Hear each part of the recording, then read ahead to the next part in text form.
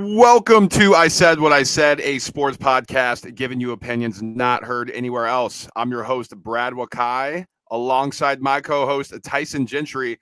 Tyson, it's week two's in the book, man, in the NFL. And we're recording at halftime of the Monday night games. And after that, we are done with week two of the NFL already. So we got to go through our reactions. We got Panic Meter again. We got a new little segment called Real or Fugazy that I think people will like. Then we'll give a stock up, stock down report for any players, coaches, whoever else may be across the league. And if there's any bets, stay tuned for Money Making Time if Tyson and I like anything early right now. But man, dude, I can't. It feels like we wait for football for so long, and then all of a sudden it's like, oh, well, week two's done. It's zooming right by, dude. I was thinking about that today. You almost forget that it's only been 2 weeks at the same time, though, because it goes by so quick, and then like some of these dudes, it's already like put Puka Nacua in the Hall of Fame. Puts like it doesn't matter. It feels like they've been dominating forever, but dude, it's fun. That's all I know for sure.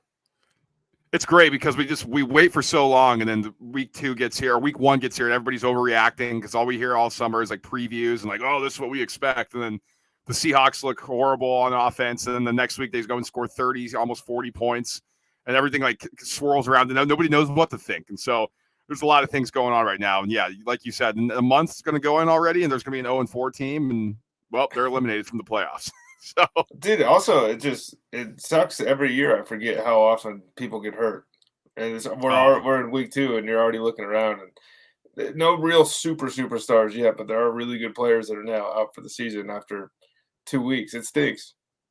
I mean, I feel like you got to apologize to Aaron Rodgers now. Me?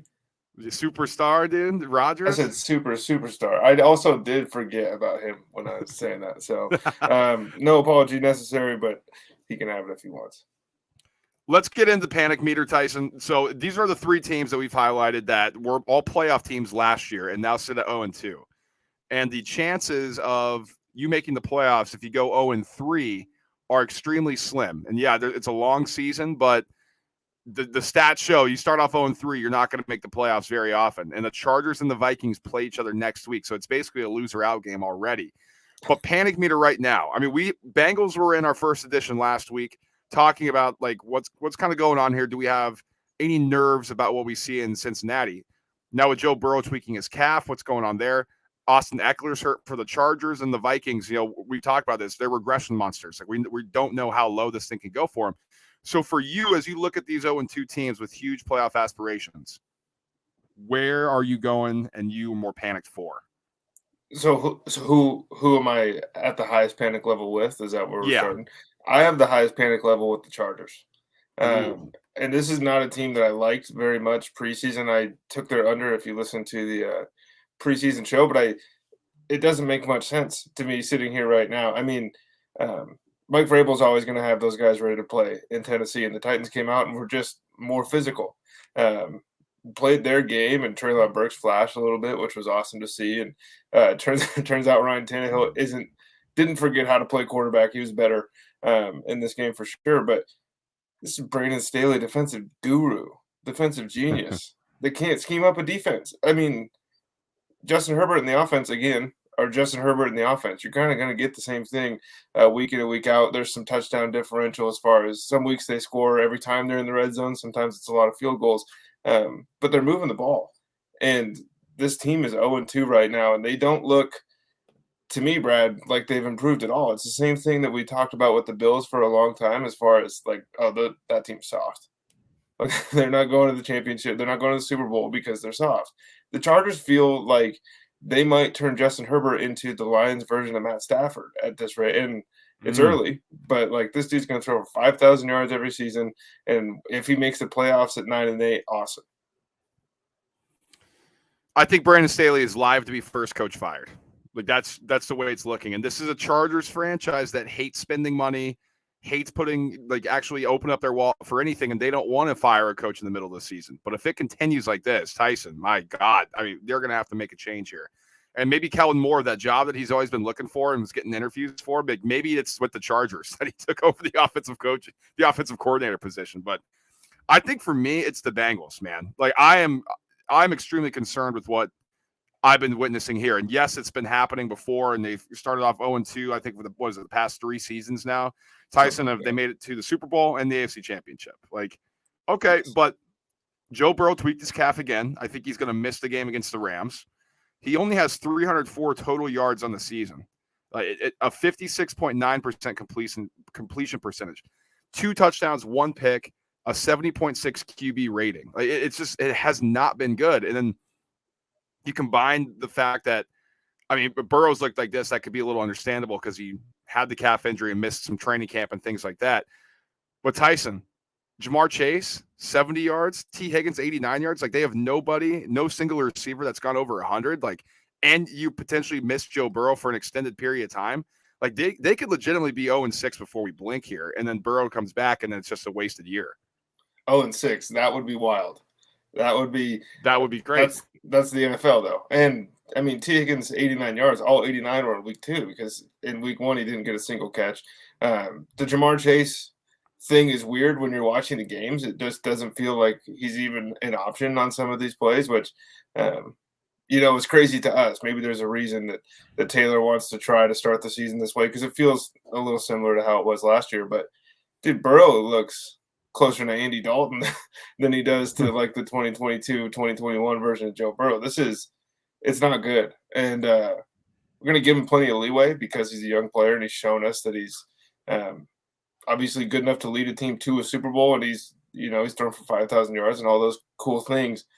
It's kind of inexcusable. Like, they threw in the towel in the middle of the second quarter in week 1 against the Browns, and it was just kind of over from there. That's not a great way to start your season, and then to roll it in to a divisional game that was very winnable at multiple points in that game, and they just couldn't capitalize. And we mentioned that Joe Mixon looked more athletic, maybe a little quicker last week. I don't know.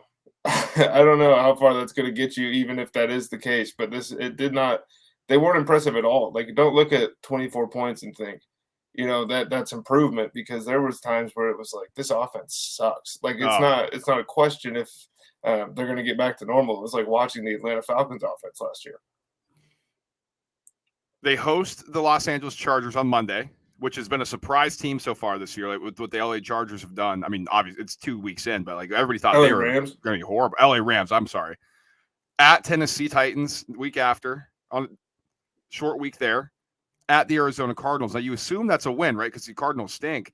If it's Jake Browning, are we sure? You know what I mean? Because the Cardinals have been pretty plucky.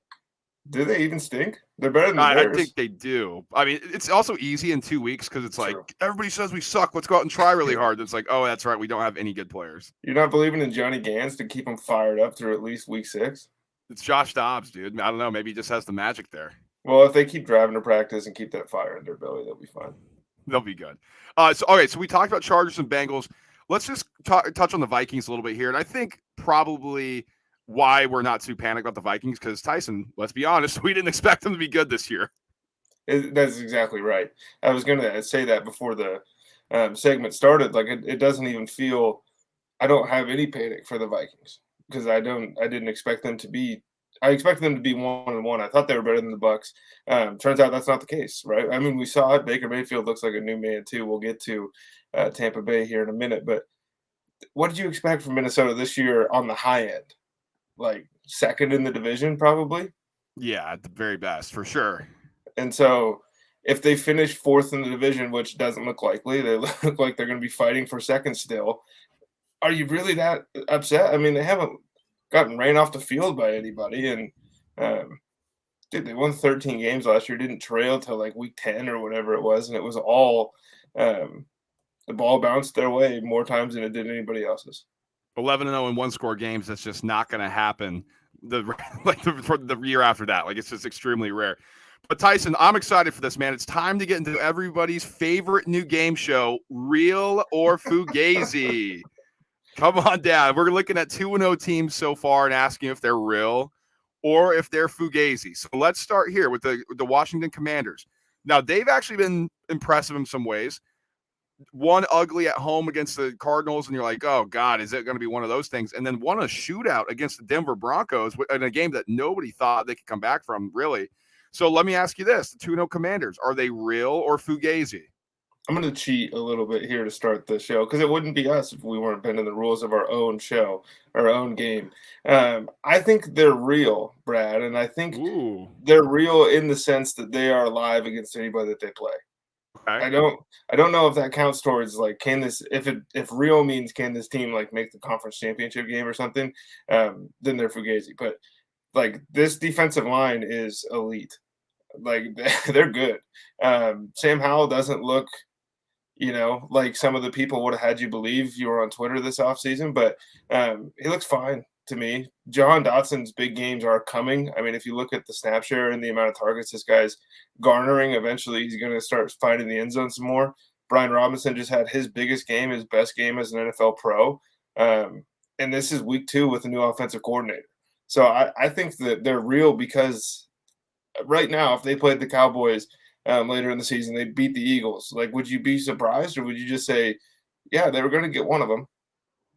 That's exactly what I would say. I mean, that wouldn't shock me at all. Like we kind of talked about this, that D line. If you can win in the trenches, man, you're kind of live for some certain things. And I know that's what you mentioned and what both of us mentioned at the top. But so I'm going to say Fugazi. I'm liking what I'm seeing from Sam Howell a little bit more. And like it seems like he's starting to find this offense a little bit under Bieniemy and really seeing these live bullets and applying it.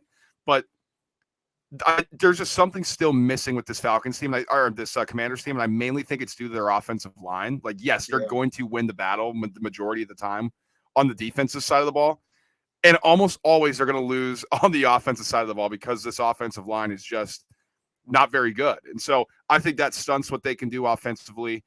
It limits, I think, what the ceiling of what we're going to see under Sam Howell in this first-year system is as well. So I'm going to say right now Fugazi, but Tyson, I'm much more closer to real, just like you said, because they are live against pretty much anybody they play because that defense. Which is such bullshit. It feels like no matter what the Commanders are going through, they just feel the team that could win 8 games, no matter what. All right, real or Fugazi, the 2-0 Dolphins. This one shouldn't even be. This is disrespectful to even include on here because we were going through. We didn't want to put the Niners or the Cowboys or the Eagles, like the teams people thought would start 2-0. Dude, Miami's going to win the freaking Super Bowl if this thing keeps up. Like, the running game will get better. I think the defensive line was awesome last night in a way that they haven't been or weren't at least to start the season. They handled everything Bill Belichick threw at them, and dude, I mean, what else? They're electric on offense. All that defense has to do is make sure you don't score 25. And sometimes they can let you score 40, and it doesn't really matter. This team's awesome, dude. They're the most fun team to watch right now through 2 weeks. Yeah, I completely agree. They are real. They are spectacular. And it's because Mike McDaniel, I think, Tyson, the question is, and like what we heard this offseason, like he's rubbing people the wrong way in that building because he's like answers weird questions. It's like, here's what I know is if you are an asshole or if you're the nicest guy in the world, you know what gets you extended and like makes you have a longer leash? It's when you're winning. And Mike McDaniel's done a great job early in the season of adjusting to, I think, the shortcomings in the second half of last season. Now, we said that all the time with Cliff Kingsbury, right? Like every single year they got off to a great start and we're like, oh, maybe this is the year it's different. And then they fell off in the second half.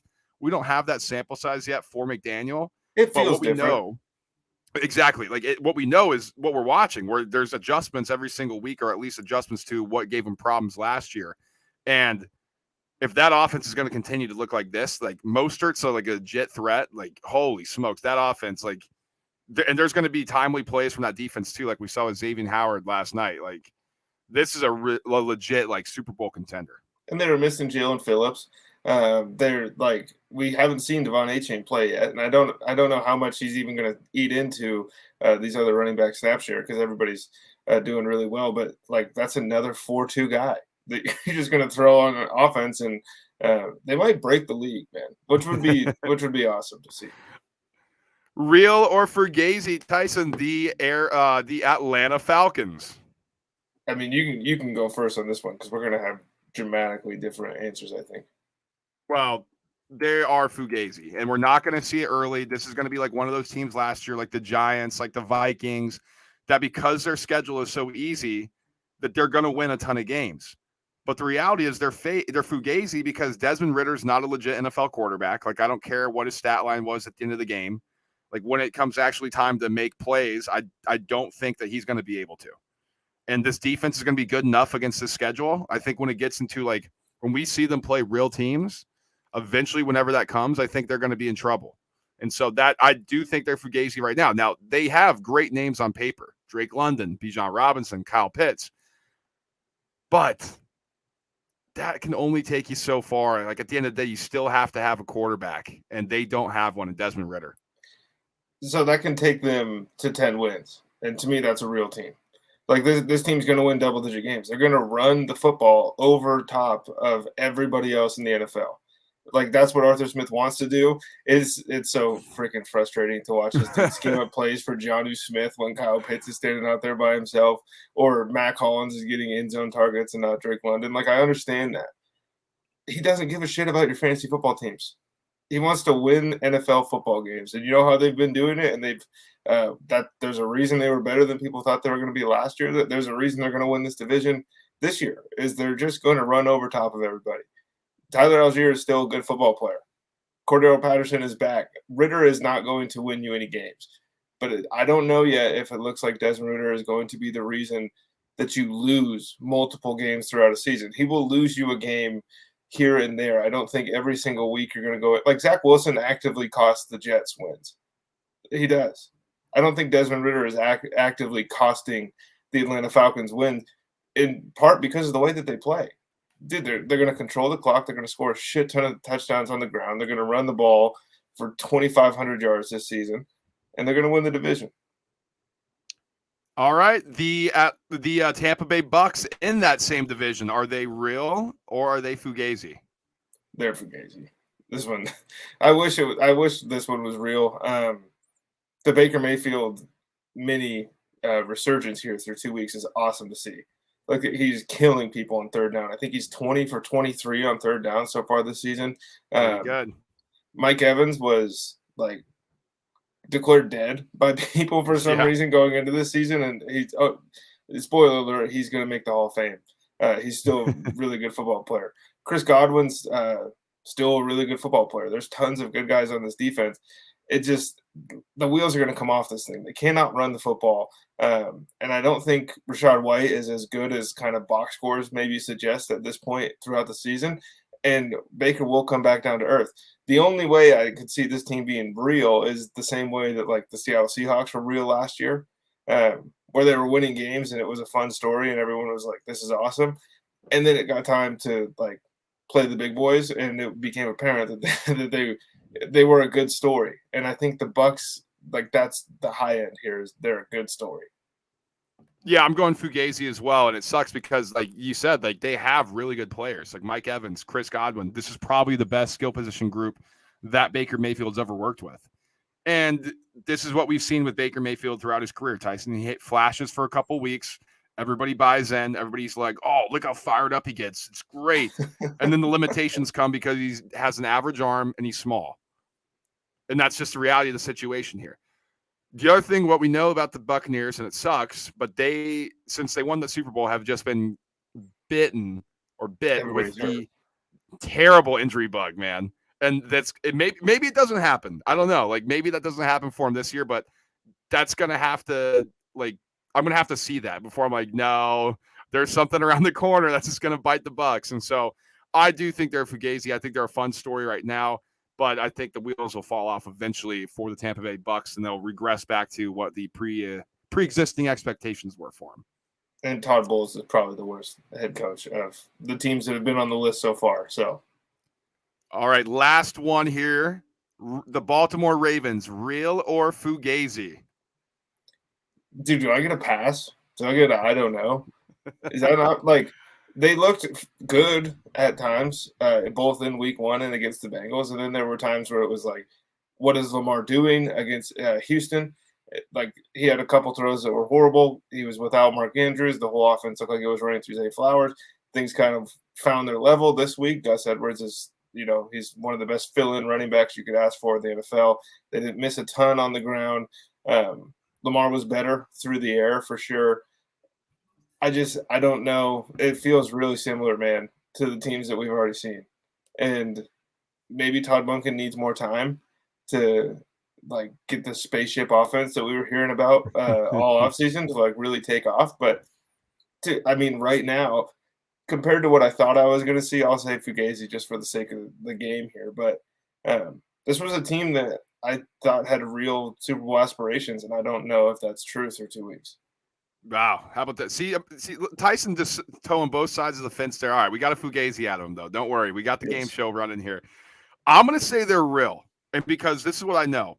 Lamar Jackson and John Harbaugh win games, and they win games in this league. And so when Lamar's healthy and he's out there playing quarterback for the Baltimore Ravens, they just happen to win games. And sometimes it looks ugly, and sometimes it frustrates us because we're like, how is it looking like this when it should be this? Or we have a notion that it should look a certain way when it doesn't look that way on the field. But they win games. And that's the point of playing sports. Like, you need to be winning football games, and that's what they do. So they get off to a start. I did not think they were going to beat the Cincinnati Bengals on the road, a team in which the defense has struggled with, but yet they still overcome them in the Lamar Jackson era. And once then, they did that. Like, and so I do think I look at them in a different light. Like, do I look at them, the Miami Dolphins or the Chiefs or any of the top level AFC teams? Not yet, because of the offensive struggles that you pointed out, Tyson. But if I'm looking at a real team in this league, I'm like, okay, yeah, the Ravens can go toe to toe with a lot of the top end teams in this league for sure.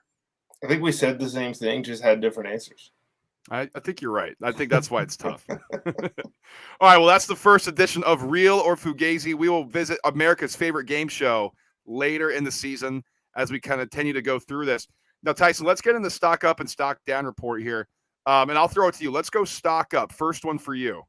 It's impossible to not. I mean, I mentioned him at the top of the show, but what Puka Nacua is doing right now is insane. Like, this is his 25 catches, he's 266 yards to start his NFL career.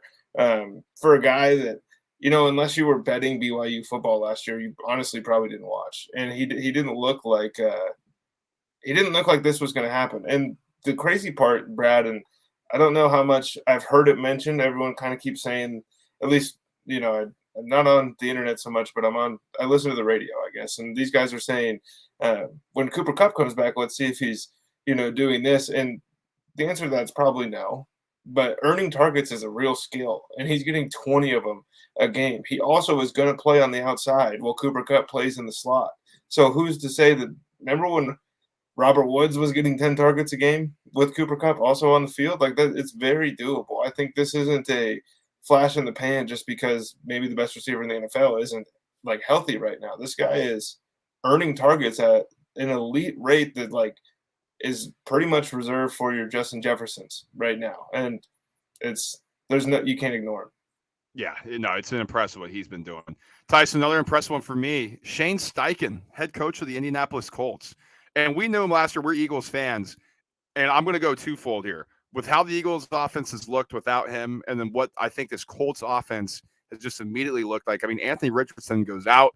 Gardner Minshew comes in. He's 19 of 25 in 2 games this season. Once $171 through the air, touchdown. It feels like the offense is flowing over there in Indy, and it's not necessarily flowing so far in Philly. So I've been impressed with what he's done. And Tyson, we were asking for Michael Pittman. Man, 16 catches, 153 here in this new offense. So, maybe he's just been waiting to get unlocked, and Steichen is doing that for him. And so I didn't think, I will say, that the Eagles are going to miss him as much as they have through 2 weeks so far. Now, it's a long season, obviously, and the Eagles have played some pretty good defensive minds, at least, in Flores and Bill Belichick, and the Colts have not. So we'll see how much they do miss him eventually, but I think I've been impressed extremely much with what Shane Steichen's done in Indy so far.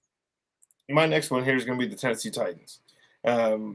Much maligned after week 1, and we were included in the piling on of Tennessee because it wasn't good to start the season. But all they did was show up and win a game that just about everybody in America counted them out, including me, which is what they've done since Mike Vrabel's got there. This was reaffirming, I think, that like the Tennessee Titans aren't going away.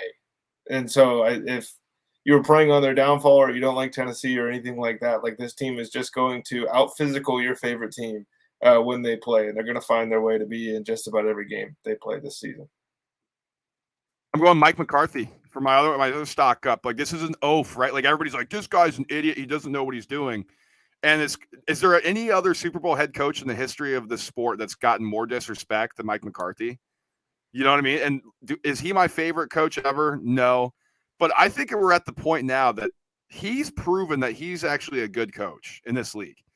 He just put 30 points on the Jets team that we're just looking at like, oh, wow, they're one of the top units in this league. And Mike McCarthy's calling plays, and we're like, well, that won't work because we love Kellen Moore, and Mike McCarthy's an idiot. And already we're seeing Dak Prescott looks more comfortable. He's definitely made fewer mistakes. This offense has gotten the ball into their playmakers' hands. Now, we'll see how it looks going forward. Now, everything looks good on the start, and it helps when your defense is really good and your offense is able to have the ball in their hands multiple times a game. But that's the reality of the team he took over, and they are ready to play all the time. So I'm going stock up for Mike McCarthy. I'm going stock up for Josh Allen. I might be taking the easy way out here, but holy smokes, that was a turnaround from week one. This was you had to live under a rock to not hear the way people were talking about Josh Allen after week one. Again, we were included in that a little bit. A lot of the criticism is going to stand until the end of time because he's never going to not be a gunslinger. But he was cool, calm, and collected. He was controlled. It wasn't nearly the level of competition that week one was with the aforementioned New York Jets, but that's who he is. Like, if he can do this against the bad teams, it's a lot easier to stomach, I think, when those 4 turnover games pop up. And he got to remind everybody of that. What about stock down? Do you have another stock up? I only have 2 for this week so far. No, I got some stock downs we can get into for sure. Let's do it. Who do you like who's a stock down for you? Russell Wilson in the red zone. What? In the red zone. In the red zone. I mean, he had an awesome game. Winning time in the red zone. Again, cannot convert. The Denver Broncos, for some reason, like, what a 45 seconds that was to end the game. The Hail Mary, tip, catch. That was pass interference, I thought, on Cortland Sutton in the end zone, but neither here nor there. He missed somebody over the middle. Like, he had an awesome game, and we were starting to forget a little bit about what made this Denver Broncos team so bad last season. It's the inability to convert, and, like, if it wasn't a Nathaniel Hackett problem, and I'm pretty sure it's not a Sean Payton problem, then I think it's a Russell Wilson problem. Wow. I mean, we'll see. I mean, if we're talking like advanced metrics here, and I know sometimes that's whatever, but expected points added per play, Russell Wilson is 0.05 for the season. That's ahead of Kirk Cousins, Josh Allen, Lamar Jackson, Patrick Mahomes, who are all in the negatives. And so, Jalen Hurts, he's ahead of too. So, I mean, honestly, and Trevor Lawrence as well is on that list. So, like, I don't know. If you look at just what Russell Wilson's been doing, I actually don't think it's a problem. But for some reason, there's something weird going on, dude. There's something weird going on in Denver. I don't know what is going on there. It's my stock down, Tyson. And I'm just going to those Denver Broncos? Well, it's their defense, man. And I think I made the classic mistake, and I shouldn't have done this, of like, well, they were really good last year, so I expect them to be really good this year. But they lost their defensive coordinator, and things change year over year. That's why we call it not for long. That's what the NFL stands for, right? Not for long. And just to expect that, okay, new philosophy of a head coach coming in, defensive coordinator. Now it's Vance Joseph, and we all know how much we love him on this podcast, Tyson. But it's just been extremely different for this Denver Broncos unit. It's gotten torched through the air, torched on the ground. It just has not been good. So stock down majorly for me on this Denver's Broncos defense. Is it cheating if I take one of yours from last week? But I think it might bear repeating. Justin Fields, another stock down. This dude stinks. Oh, this dude stinks, man. Like, the most bet preseason MVP, which is funny because wasn't Trubisky at one point as well, like the most bet preseason MVP, and like Baker probably was at some point. And we were all kind of using that as a buffer. We weren't saying that Justin Fields was going to be good this season, but there were certainly things we thought, like, just naturally would get cleaned up. This dude is bailing pockets early, feeling pressure when it's not really there, looking to run, and he's taking off directly in the back of his offensive line. and he's missing DJ Moore, and he's missing Cole Kmet, and Darnell Mooney got hurt, but Roshan Johnson again was open on a wheel route and one of the plays where you just saw Justin Fields take off and do a sack. They're gonna have the number 1 pick in the draft again. The Chicago Bears are the worst team in the NFL right now. Their defense is bad. Well, Tyson, would you be shocked to know that there's still people on the internet defending him? Like, no, it's not Justin Fields being bad. It's this and that, and it's like I saw Stephen A. Smith said it was because the Bears organization, and it's like, that's not a fair excuse when Joe Burrow can turn around Cincinnati, and like Trevor Lawrence can turn around Jacksonville. Like, these are worse situations, and. Look, Justin Fields wasn't the number 1 overall pick in the draft, but the expectations are the expectations. And like he's buried underneath the house right now. Like, if he's trying to get to the ceiling of what he can be, he's nowhere near.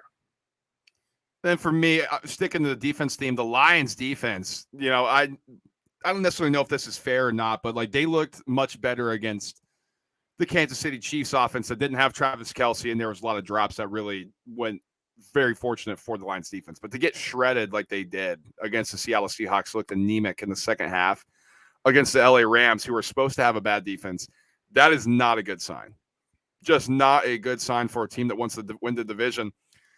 And Tyson, now, they have a negative 5-point differential. It's very, very rare that a team with a negative point differential makes the playoff, wins their division. And those are the expectations that the Detroit Lions had heading into the season. Yeah, and CJ Gardner-Johnson being out for the year now with the torn pec. It's going to get worse. The bright side is Hutchinson hasn't gotten home yet, but he is dominating. Don't let the film nerds on Twitter tell you that like this guy can't play, because I think he leads the league right now in total pressures. He has like 40 more snaps than Micah Parsons, who's second, and then Jalen Carter's third, and he has like 65 more snaps than him. But like the dude's getting the quarterback. This is the NFL where we talked about how the Lions were going to go 2-0 to start the season, and like the wheels were going to cut. Everybody was going to be hyped. We thought, all these things about all these different teams, and we're finding out that, some things just stay the same, dude. Yep, absolutely. Do you have another stock down, or is that it for you this week? I really only had the one. I will say a kind of a mini stock down is, I've said it before, but A.J. Dillon's just a guy. You just wanted to get that off your chest. I guess. I mean, how many times have we seen him, like, when he's about to take over the backfield and he gets talked about like he's the best backup running back in the league, and then he comes in and averages 3.8 yards a carry with no like flash plays? We got to quit doing it with this dude, basically, is what I'm saying. Yeah, that's fair. All right, Tyson, before we get out of here, let's get into money-making time just for the end here. If there's anything that you and I are playing early as we have week 3 openers, I do have one. Nothing else has really stood out to me. Like, I think I'm eventually going to fire on another one here, but I saw it went down a point already into my favor, so I'm actually might going to hold out on this, Tyson, and I think it's going to be close to home. But this is what I'm going to play. First one, I'm getting it in. I think this is actually going to move here. It already is moved from the open, so I'm going to try to get this in while it's under 7 touchdowns here. Broncos Dolphins over 48.5. Yeah. So it's playing off of me not thinking the Broncos have a very good defense, me thinking they have a good offense, because we've seen that, and this Dolphins offense at home, just the ability for them to run around and score an insane amount of points, while also potentially giving up some to high-flying offensive like the Chargers. So I like this over 48.5 here. That's the exact same one that I kind of circled when I got into it. A lot of them right now, I'm going to have to think about it a little more. There's some huge lines this week, at least right now, like multiple double-digit ones, which is pretty crazy to see in week 3 of the NFL. It kind of feels like we don't even have enough info on some of these teams to justify these things. So if you want like our full breakdown and our full pick show, that's going to be coming to you on Friday is when you guys will get it. So tune into that. Are you endorsing me? Are we going similar here? Oh, let's get you on. All right, perfect. I mean, so that's for I'm scared of Waddle's concussion. Yeah, but that just means Braxton Berrios season, baby. That's true. I mean, you could have made a bunch of money in props last night if you knew the way that thing was going to go. Oh my goodness gracious! Patriots Dolphins game. All right. Well, one play for us here on Money Making Time then. Like Tyson said, we're going to be back with our official picks play on Friday, or picks episode on Friday. But in the meantime, if there's anything we like, there's a few I'm looking at. I'm like, God, if it gets to this number, I'm firing. Where can they find that? You know the drill. It's the Chalkboard app. It's on the App Store, Google Play, wherever you can download your apps. The group name ISWIS presents the Roundtable Bets. It's free. We'll let you write in. We're throwing picks in there on college football, NFL football. Golf season is back. NBA is right around the corner. Baseball, soccer, whatever you can think of. There's plays. There's fun parlays. It's wherever, like, I like when people throw in random odds boosts that I didn't even know were out there. Like, it's stuff like that's fun. And if you want to come in there and just talk some shop or make fun of Brad or I, you're more than welcome. Absolutely. In the meantime, like, subscribe, and share the show. Share it out with your friends. 150th subscriber on YouTube is getting sent $50 to Amazon. And then in the meantime, stay connected with us. I got to update this lower thing because it's X, Instagram, TikTok now at ISWIS_pod. If you want to stay connected with us, feel free to holler at us there. We'll be back for our college football episode. There are finally good games. We're going to do a bunch of breakdowns, a bunch of previews on the big games of this week. So that's going to come out to you middle on Wednesday, I believe, or Thursday. Wednesday or Thursday. I forget now. But make sure to tune in for that. We will speak to you all then. Peace.